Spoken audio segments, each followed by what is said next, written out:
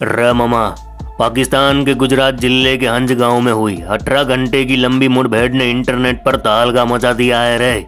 Social media पर इस भयानक एनकाउंटर के चर्चे इस कदर बढ़ गए हैं कि खासकर पूरे पाकिस्तान में हर किसी की जुबान पर फैजल जट का नाम ही सुनाई दे रहा है। आखिर फैजल जट था कौन? उसे मारने के लिए पाकिस्तान पुलिस को हेलीकॉप्टर क्यों मंगवाना पड़ा और हेलीकॉप्टर से गोलियां क्यों दागनी पड़ी? किसी बॉलीवुड फिल्म की तरह लगातार 18 घंटे चली इस मुठभेड़ में क्या क्या हुआ, क्यों हजारों गोलियां चली और आखिर में फैजल जट को कैसे मार गिराया, आइए जानते हैं।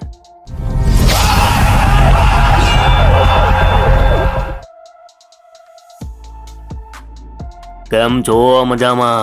अरे मामा, पिछले गुरुवार यानी 19 दिसंबर 2024 को पाकिस्तान के गुजरात जिले के ककराली पुलिस स्टेशन के सैकड़ों पुलिस वालों की टीम ने 4 लोगों को मार गिराया।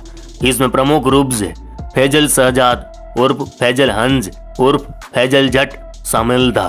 फैजल पाकिस्तान का मोस्ट वांटेड क्रिमिनल था, माफिया था, एक कुख्यात ड्रग लॉर्ड था। उसके साथ मारे गए लोगों में उसका 20 वर्षीय भतीजा सफीउर रहमान और उसके 2 साथी नवीद अख्तर और नोमी शामिल थे। फैजल जट पाकिस्तान में एक बड़ा ड्रग का कारोबार चलाता था। बताया जाता है आधे पाकिस्तान में उसका ड्रग कार्टेल का जाल फैला हुआ था। हजारों लड़के उसके अंडर में काम करते थे और इस इनलीगल कारोबार से उसने करोड़ों की प्रॉपर्टी खड़ी कर दी थी। इसके साथ साथ उसकी राजनीतिक पकड़ भी बड़ी थी। उसके खिलाफ हत्या की कोशिश, ड्रग तस्करी और पुलिस अधिकारियों पर हमले के आरोप थे। कुछ दिन पहले फैजल पर पाकिस्तान की एलिट फोर्स के अधिकारी की हत्या करने और दूसरे अधिकारियों को घायल करने का आरोप लगा था। बस यही घटना से उसके खात्मे की कहानी शुरू हो गई। पाकिस्तान पुलिस और विशेष बल बौखला गया कि एक अपराधी भला किसी अफसर को कैसे मार सकता है। बौखलाई पुलिस और फोर्स ने माफिया फैजल जट की मौत का अध्याय लिखना शुरू कर दिया।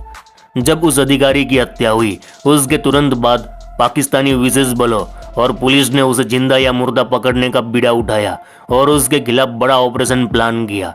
बुधवार 18 दिसंबर को हंज गांव में पुलिस ने ऑपरेशन शुरू किया। जैसे ही पुलिस ने फैजल के घर की दीवारों को तोड़ने की कोशिश की, अंदर से गोलियां चलनी शुरू हो गई। गोलियों के बस्टर धार धार धार धार पुलिस फोर्स पर आ गिरे। बचते बचाते जवानों ने खुद को जैसे तैसे संभाला। अंदर से फैजल और उसके साथी AK-47 से गोलियां लगातार दाग रहे थे। हालात बद से बदतर होते जा रहे थे। आखिर में पुलिस को अतिरिक्त मदद के लिए हेलीकॉप्टर मंगवाना पड़ा।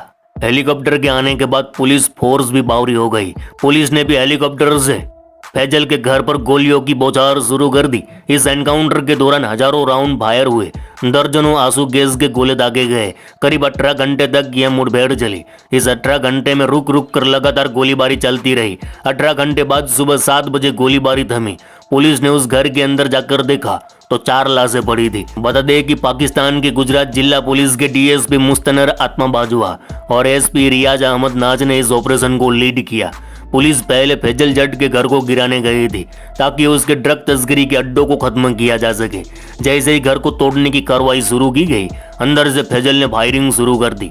पुलिस के अनुसार फैजल ने पुलिस को चकमा देने के लिए हाल ही में एक नया पक्का मकान बनवाया था। ऑपरेशन के दौरान पुलिस ने भारी बैकअप बुलाया और स्थिति को नियंत्रण में लाने की कोशिश की। अरे मामा, फैजल कोई छोटा मोटा गुंडा नहीं था रे। इस पूरे कस्बे में उसकी धौंस चलती थी, मानो इस एरिया का वह राजा था। लोग तो लोग, पुलिस भी उससे डरती थी।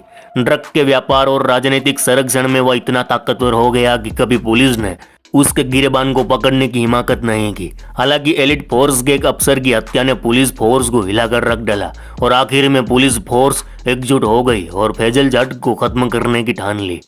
अब इस एनकाउंटर को पाकिस्तान का सबसे बड़ा एनकाउंटर बताया जा रहा है, क्योंकि अब तक किसी माफिया को मारने के लिए हेलीकॉप्टर का उपयोग नहीं हुआ था।